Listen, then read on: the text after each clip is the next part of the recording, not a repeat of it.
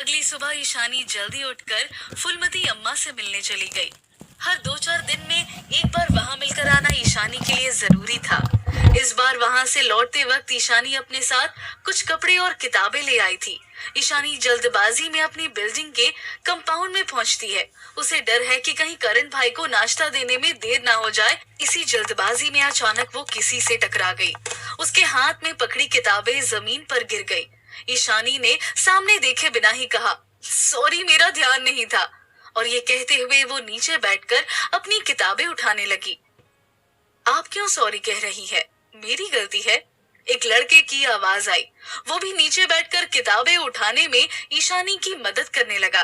अचानक से दोनों की उंगलियां एक दूसरे से टच हुई। तभी ईशानी ने उसकी तरफ देखा। वो ईशानी को थोड़ा अजीब सा लगा। ईशानी ने जल्दी से अपनी किताबें उठाई और वो खड़ी हो गई। वो जाने ही लगी थी कि उस लड़के ने कहा, ये किताब तो बहुत कम लोग पढ़ते हैं और आपके पास तो इनका हिंदी वर्जन भी है। वाओ! ये सुनकर ईशानी हल्का सा मुस्कुराई। लड़के ने ईशानी से पूछा, क्या आप यहीं रहती है इस बिल्डिंग में? ईशानी ने कहा, हाँ, मदद के लिए थैंक्स। इतना कहकर ईशानी वहां से चली गई। ईशानी के कुछ दूर पहुंचते ही वो लड़का अपना फोन निकालकर किसी को कॉल मिलाने लगा। वो फोन पर कहता है, मैम, वो लड़की ईशानी मेहता, मैं उससे अभी अभी मिला। आप चिंता मत कीजिए, जैसा आपने बताया है वैसा ही होगा। मैं उसे अपने जाल में फंसा लूंगा। इतना कहकर वो लड़का उसकी नजरों से दूर बिल्डिंग में जा रही ईशानी की तरफ एक अजीब से मुस्कान के साथ देखने लगा। घर जाकर ईशानी ने करण के साथ ब्रेकफास्ट किया और फिर करण को नरकटपल्ली के साथ डॉक्टर के पास भेज दिया। इसके बाद ईशानी घर के कामों में लग गई। साफ सफाई करने के बाद उसने सोचा कि आज उसके पास काफी वक्त है, तो क्यों ना करण भाई का पसंदीदा खाना बनाया जाए। एक पल भी जाया किए बिना ईशानी सब्जियां और बाकी सामान लेने के लिए घर से बाहर निकल गई। जैसे ही ईशानी ने लिफ्ट में अपना कदम रखा, उसे वही लड़का सामने दिखा जो कुछ देर पहले उससे टकराया था। कितना प्यारा इत्तेफाक है, एक ही दिन में हम दूसरी बार मिल गए। वैसे क्या आप बाहर जा रही हैं? लड़के की इस अजीब सी बात पर ईशानी ने कुछ कहे बिना बस हल्का सा सर हिला दिया। लड़के ने आगे कहा, आप कहाँ जा रही है? मैं छोड़ दूं आपको?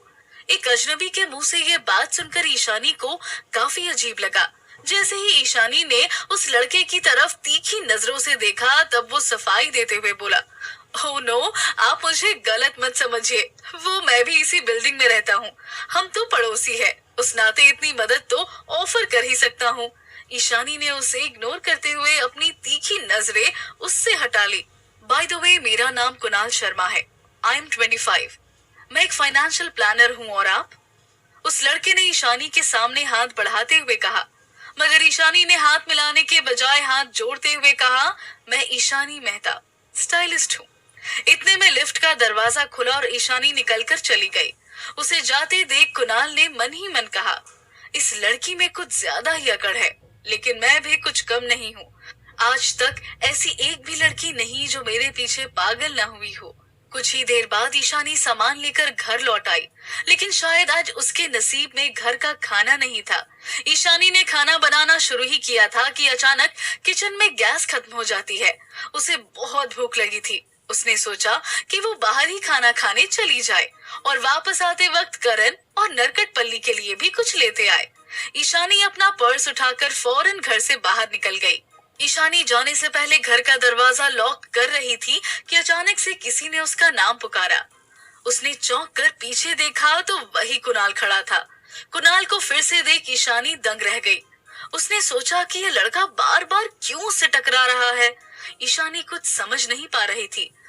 अब ये मत कहना कि तुम यहाँ रहती हो, कुणाल ने अपने जूतों की लेस बांधते हुए पूछा और वो चलकर ईशानी के पास आ गया। ईशानी ने एक नकली सी स्माइल के साथ हाँ में सिर हिला दिया। मैं लंच के लिए बाहर जा रहा हूँ, क्या तुम मेरे साथ आना चाहोगी? ईशानी मना करने ही वाली थी कि कुणाल बोल पड़ा, प्लीज मना मत करना, मैंने नया नया घर लिया है, लेकिन सेलिब्रेट करने के लिए कोई दोस्त नहीं आया। ईशानी को अकेले रहने का दुख हमेशा से पता था, इसलिए उसने बेमन ही सही लेकिन कुणाल के साथ जाने के लिए हाँ कह दिया। नीचे पहुंचते ही कुणाल अपनी कार लेकर आया, जिसे देख ईशानी हैरान रह गई। ये कोई आम कार नहीं थी, एक बड़ी चमचमाती BMW थी। किसी 25 साल के फाइनेंशियल प्लानर के लिए ये कुछ ज्यादा ही था। ईशानी के चेहरे को देख कुणाल भी ये बात समझ गया। वो ईशानी को एक्सप्लेन करने लगा, ऐसे चौंको मत, ये सेकंड हैंड कार है, मेरे पापा ने मुझे गिफ्ट की है, अब चले। ईशानी हल्का मुस्कुराते हुए कार में बैठ गई। कुछ ही देर में कुणाल एक रेस्टोरेंट के सामने कार रोकता है। ईशानी देखती है कि वो एक कपल रेस्टोरेंट है। ये देखकर उसे काफी अजीब लगा, मगर वो जल्द से जल्द घर जाना चाहती थी, इसीलिए उसने ज्यादा कुछ कहा नहीं। लंच ऑर्डर करने से लेकर वापस कार में बैठने तक पूरा वक्त कुणाल बस अपनी तारीफों के पुल बांधने में बिजी था। आखिर उसे ईशानी को इम्प्रेस जो करना था, मगर ईशानी हर रोज तो बहुत ही हैंडसम और चार्मिंग लड़कों के इर्द गिर्द रहती है, करण और विराज। इसीलिए उसे कुणाल की किसी भी बात से कोई भी फर्क नहीं पड़ रहा था। कुणाल को एहसास हो रहा था कि ईशानी को इम्प्रेस करना मुश्किल है, क्योंकि उसकी किसी भी बात का ईशानी पर कोई खास फर्क नहीं पड़ रहा था। उसने सोचा कि क्यों ना ईशानी को इम्प्रेस करने के लिए पैसों का इस्तेमाल किया जाए। कुणाल ईशानी से पूछता है, ईशानी जी, क्या आपको गुची के बैग्स पसंद है? मुझे एक ऑफर में गुची की जबरदस्त बैग मिली है, क्या आप यूज करना चाहोगी? ईशानी ने एक पल भी सोचे बिना सीधे सीधे मना कर दिया, नहीं थैंक्स। कुणाल अब हैरान रह गया था। ईशानी की जगह कोई भी लड़की होती तो शायद मना नहीं करती। कुणाल ईशानी को समझ ही नहीं पा रहा था।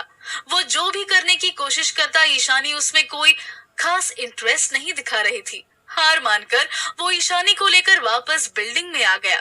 कुणाल को बाय कहकर ईशानी अपने घर में चली गई।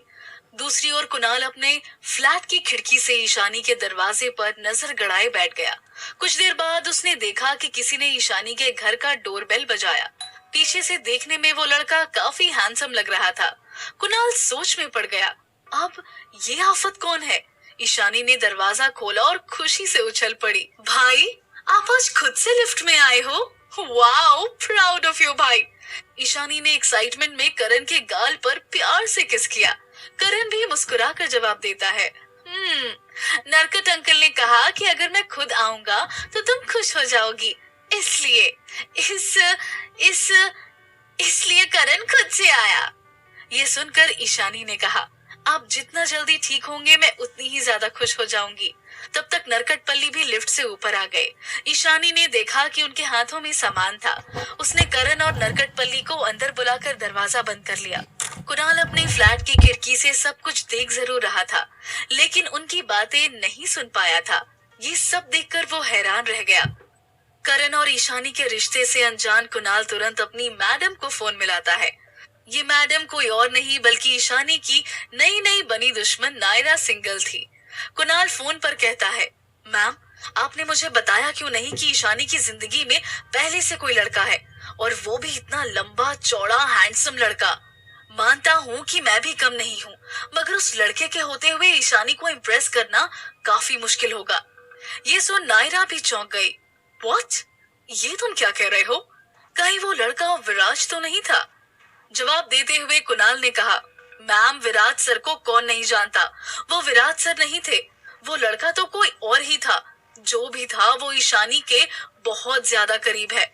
ये सब सुनकर पहले तो नायरा चिढ़ गई, लेकिन बाद में उसके चेहरे पर एक शैतानी भरी स्माइल आ गई।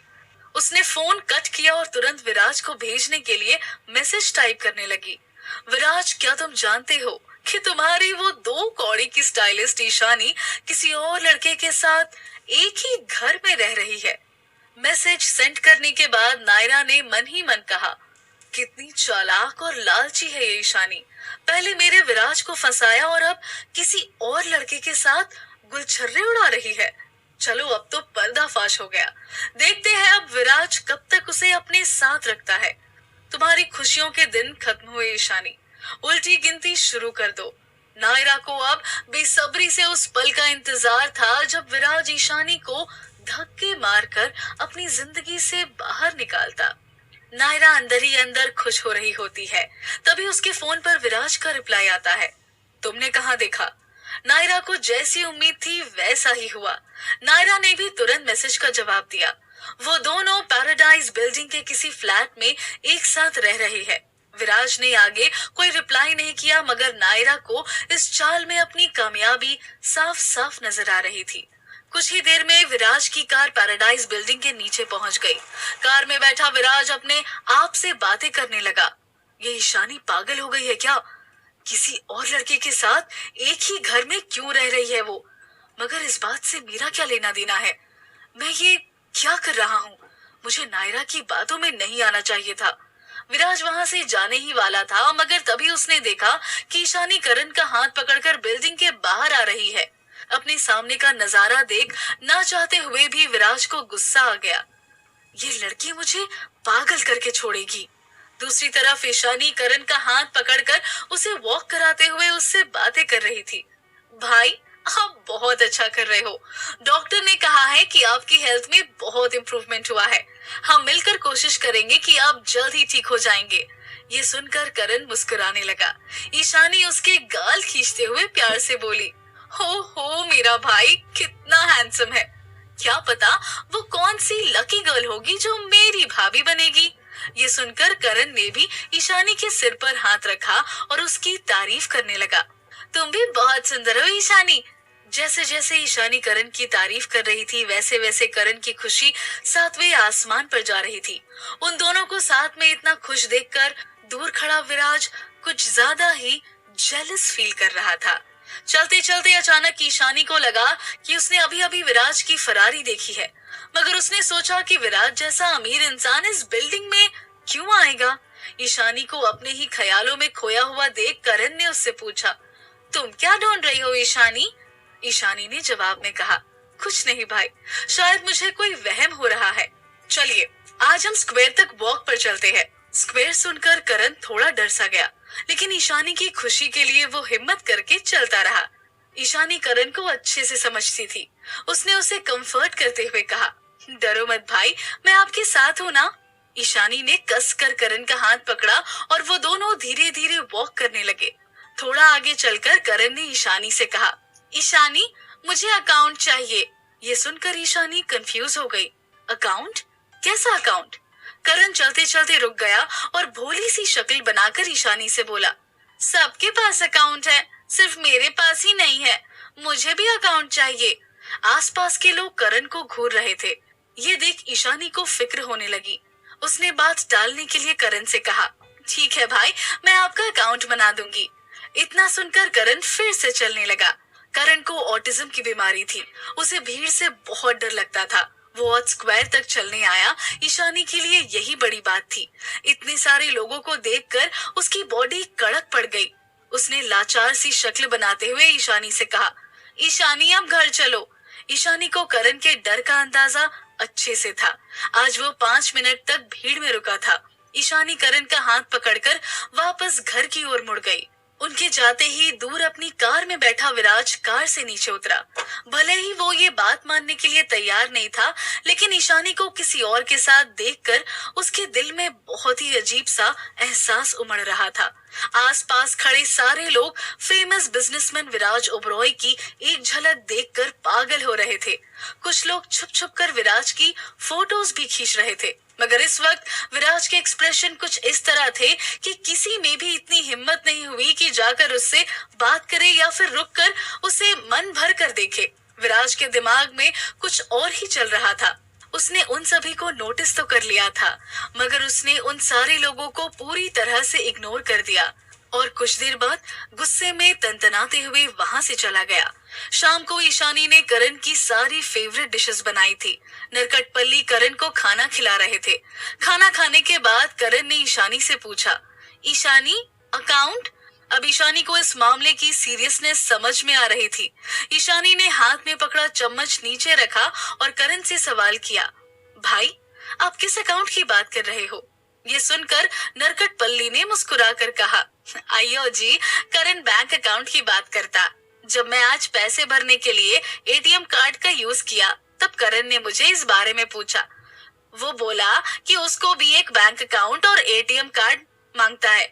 नरकटपल्ली की बात सुनकर ईशानी को पूरा मामला समझ में आया। भाई बस इतनी सी बात, मैं कल ही जाकर आपके लिए एक बैंक अकाउंट खुलवाती हूँ। करण खुश हो गया और प्यार भरी नजरों से ईशानी और नरकटपल्ली को देखने लगा। इसी माहौल के बीच ईशानी के फोन पर एक मैसेज आता है। मैसेज पढ़कर ईशानी के होश उड़ जाते हैं और वो अपने दोनों हाथ खुद के सिर पर दे मारती है। ये मैसेज एपी का था। मैसेज में लिखा था कि आज विराट सर ने कुछ ज्यादा ही पी ली है और वो बहुत ज्यादा नशे में है। क्या आप प्लीज मदद के लिए यहाँ आ सकती है? ईशानी ये सुनकर घबरा गई और उसके मन में सैकड़ों सवाल उमड़ पड़े। क्या ईशानी विराज के मदद के लिए जाएगी? क्या विराज जान पाएगा करण और ईशानी के रिश्ते का सच, या कामयाब होगी नायरा सिंघल की चाल? जानने के लिए सुनते रहिए माई सीक्रेट हस्बैंड, सिर्फ पॉकेट एफएम पर।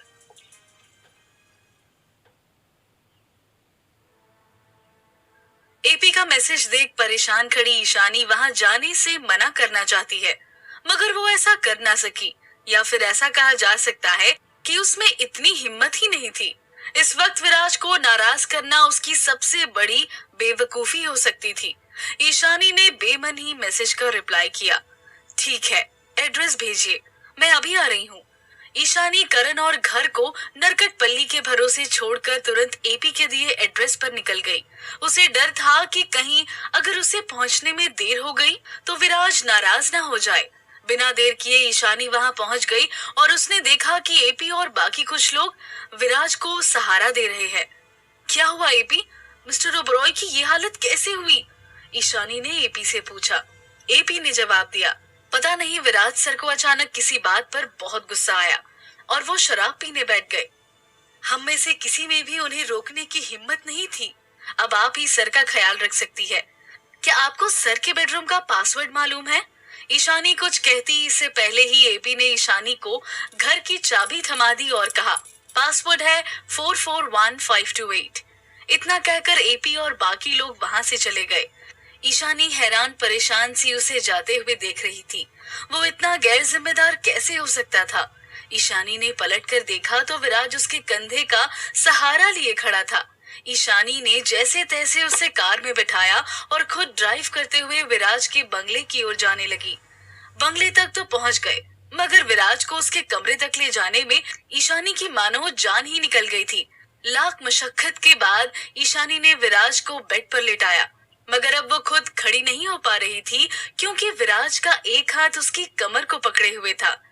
ईशानी के खूब कोशिश करने के बावजूद भी विराज ना हिल रहा था, ना ही उसकी कोई बात सुन रहा था।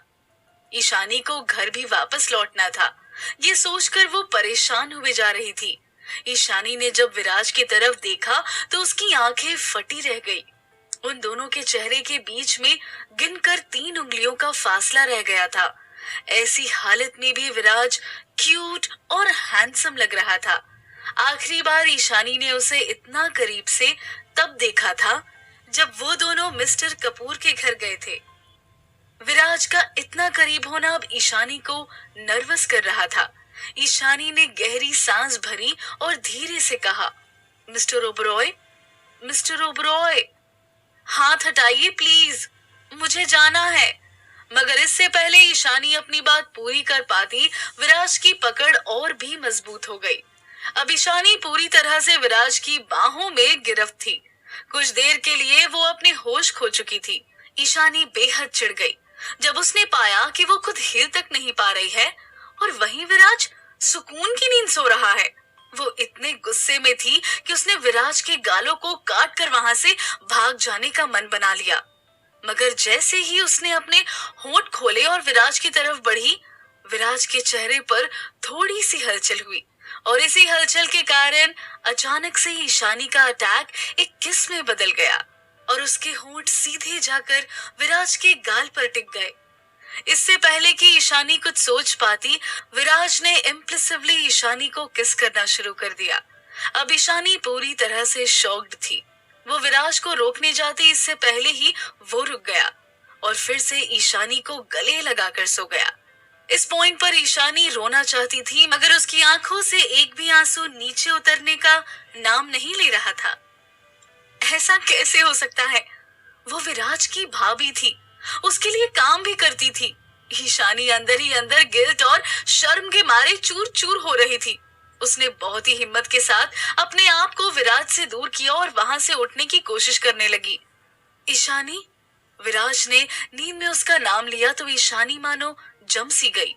विराज ने फिर से उसे अपनी बाहों में कस लिया, लेकिन इस बार ईशानी के चेहरे के एक्सप्रेशन पूरी तरह से बदले हुए थे। उसने जल्दी से अपना मुंह ढक लिया।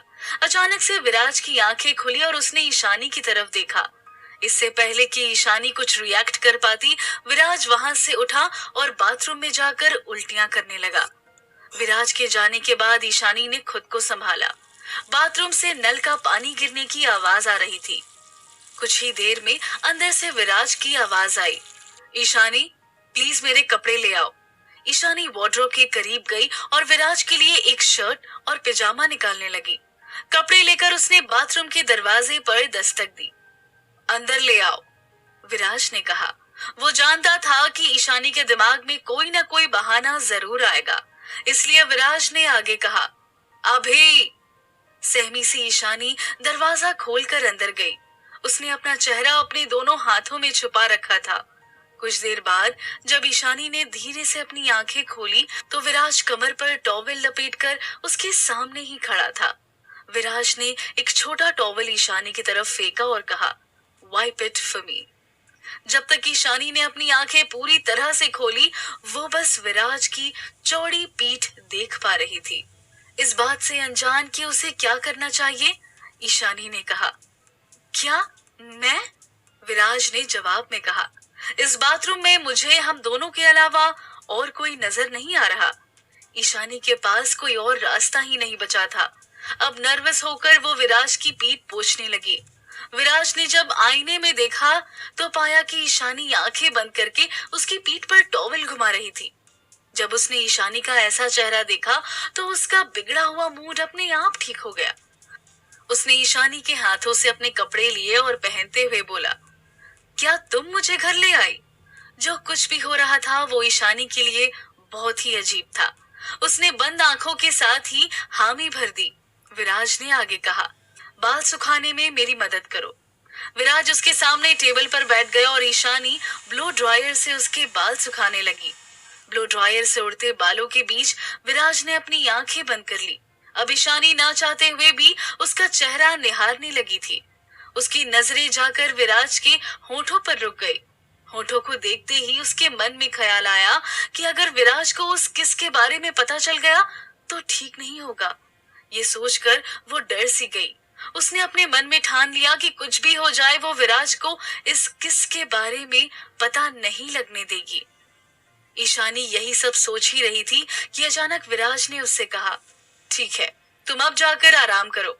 ये सुनकर ईशानी रुक गई और बोली, ठीक है सर, मैं घर जाती हूँ, आप भी आराम कीजिए। उसकी कही ये बात सुनकर विराज उसे घूरने लगा और बोला, इस वक्त तुम घर कैसे जाओगी? ईशानी ने जवाब में कहा, मैं कैब ले लूंगी।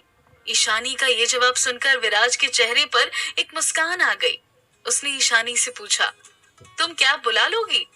तुम्हारा फोन कहाँ है? ईशानी को लगा कि विराज को कुछ ज्यादा ही नशा हो गया है। उसने अपने पॉकेट से फोन निकालकर विराज को दिखाया और कहा, ये रहा मेरा फोन। मेरे फोन को क्या हुआ है? विराज ने जवाब दिया, तुम्हारा फोन पानी में भीग गया है, काम नहीं करेगा। ईशानी गौर से अपने फोन को देखती है और कहती है, भीग गया है?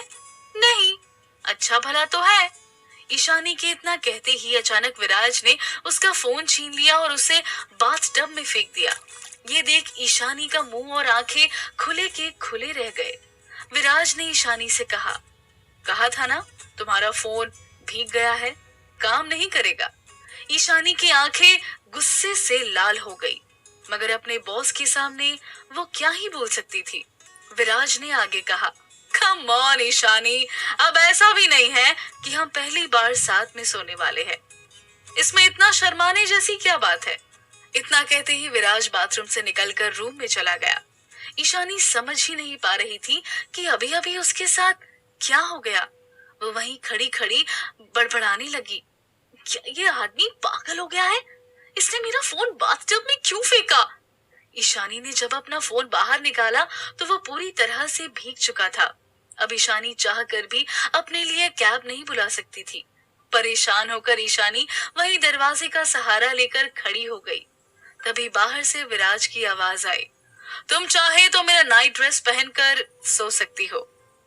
इस पल ईशानी को विराज किसी शैतान से कम नहीं लग रहा था। ईशानी ने बाथरूम का दरवाजा बंद किया और शावर लेकर विराज का शर्ट पहनकर बाहर आ गई। बाहर आते ही उसने देखा कि विराज बिस्तर पर लेटा किताब पढ़ रहा था।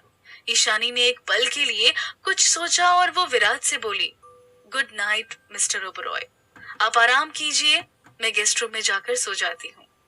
विराज ने उसकी तरफ देखे बिना ही जवाब दिया, यहीं सो जाओ, हम पहले भी तो 2 बार साथ सो चुके हैं।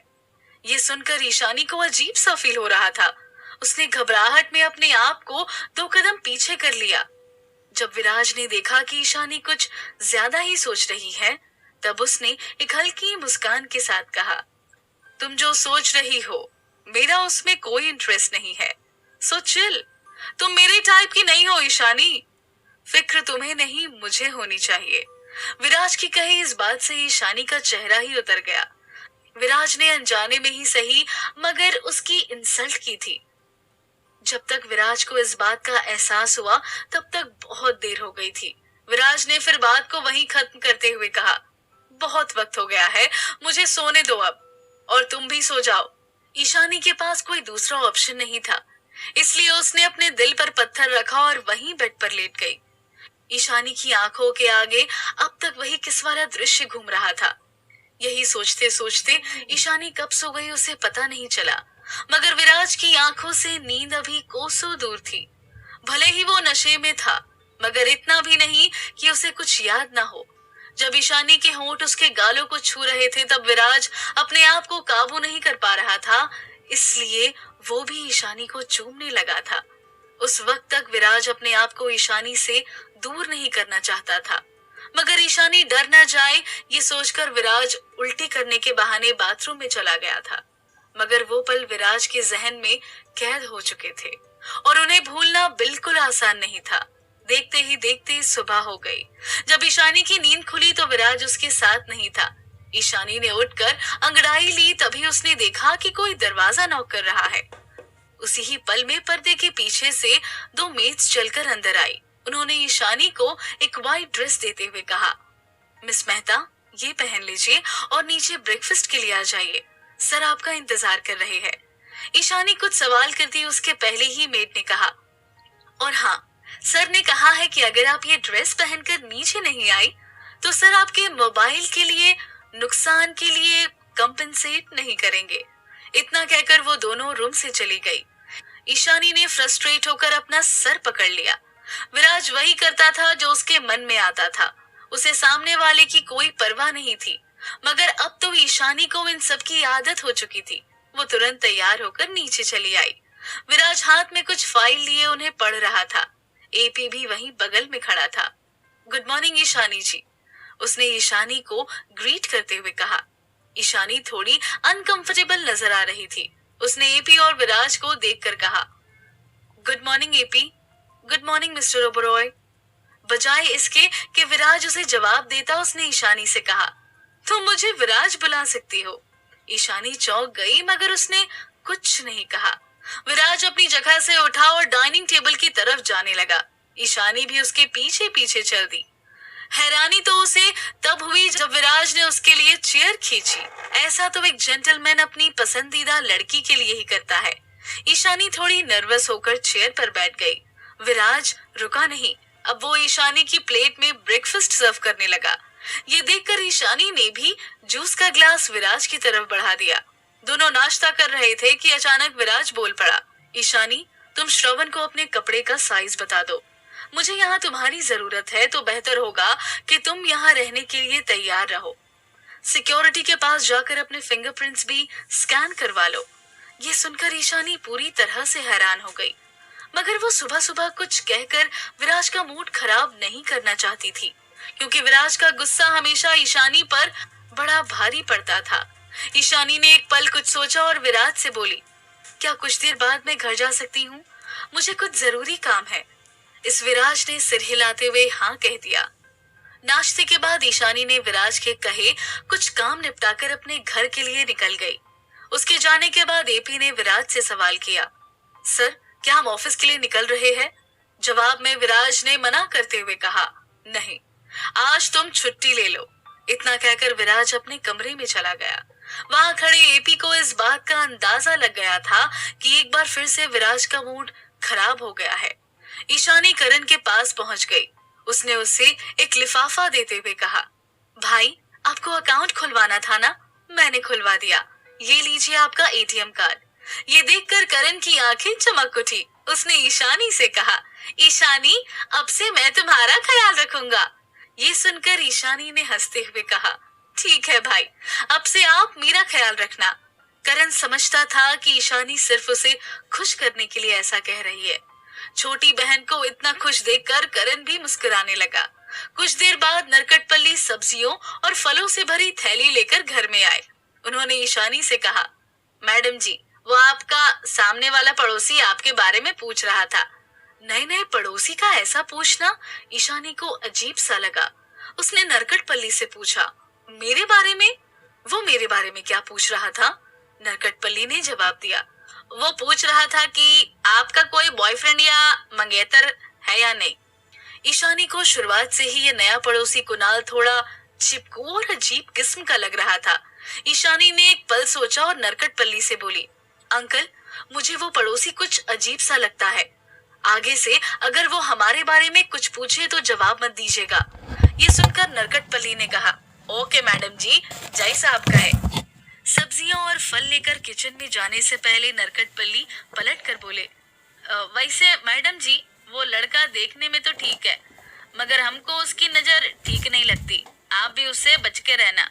ईशानी को नरकटपल्ली की बात ठीक लगी। उसने मुस्कुराकर उसकी बात पर हामी भर दी। कुछ देर बाद ईशानी किसी काम से बिल्डिंग के नीचे वाले मार्केट तक जाने के लिए बाहर निकली। उसके बाहर निकलते ही कुणाल उसके पीछे लग गया। हाय ईशानी, कैसी हो? कुणाल के सवाल पर ईशानी ने एक छोटी सी स्माइल जरूर दी, मगर कुछ कहा नहीं। लेकिन कुणाल इतनी जल्दी हार मानने वालों में से नहीं था। उसने ईशानी से कहा, ईशानी, मैंने सभी पड़ोसियों के लिए एक वेलकम पार्टी रखी है, क्या तुम आना चाहोगी? ईशानी लिफ्ट में जाते हुए बोली, माफ करना, मगर मुझे लोगों से दोस्ती बढ़ाने में कुछ खास दिलचस्पी नहीं है। ईशानी ने कुछ भी सोचे बिना उसे सीधे सीधे मना कर दिया। लेकिन मैं तो तुम्हें अच्छे इरादे से इनवाइट कर रहा हूँ, तुम्हें आना ही होगा प्लीज। इतना कहकर कुणाल लिफ्ट में आ गया। ईशानी ने अपने आप को उससे थोड़ा दूर करते हुए कहा, सॉरी, लेकिन मैं नहीं आना चाहती। ईशानी का बार बार ना कहना कुणाल जैसा जिद्दी और घमंडी शख्स सह नहीं पाया और गुस्से से बेकाबू हो गया। उसने ईशानी की बाहें पकड़ ली और उसे अपनी तरफ खींचते हुए बोला, क्या तुम्हें समझ नहीं आ रहा मैं क्या कहने की कोशिश कर रहा हूँ? क्या ईशानी अपने आप को कुणाल के गुस्से से बचा पाएगी या कुणाल होगा अपने मकसद में कामयाब? जानने के लिए सुनते रहिए माई सीक्रेट हस्बैंड, सिर्फ पॉकेट